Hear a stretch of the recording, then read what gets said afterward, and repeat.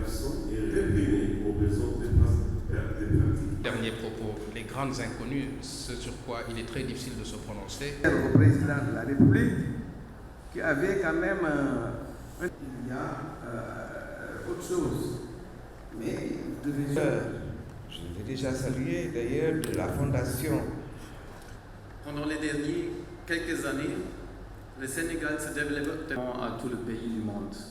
Dans le cadre de partenariat de réforme Du développement. Tous les projets structurants qui ont été évoqués sont de nature à nous rassurer que le Sénégal est sur la bonne voie.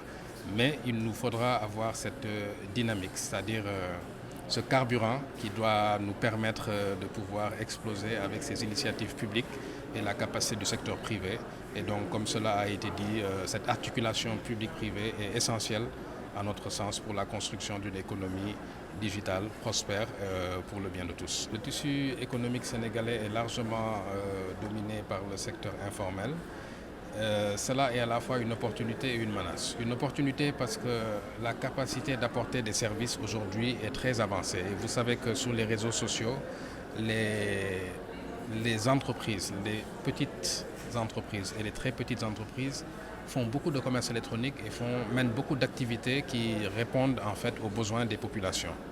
Là où le bas blesse, c'est qu'elles ne sont pas visibles dans les statistiques parce que c'est un caractère informel et donc sur le plan fiscal, il n'y a pas de revenus pour l'État du Sénégal. Donc je pense que notre tissu économique n'est pas en soi une faiblesse, mais il faudrait qu'on ait une visibilité et donc pour cela l'État doit encourager ces acteurs-là à être sur des plateformes qui sont plus visibles, non pas dans un but répressif, de répression fiscale ou de répression quelconque, mais dans un but de pouvoir les canaliser, mieux les encadrer et également de pouvoir avoir des statistiques fiables sur l'évolution de cette économie numérique.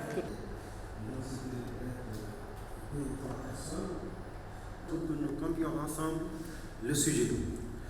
Ça nous permettra... La du numérique dans les secteurs prioritaires permettra de fournir...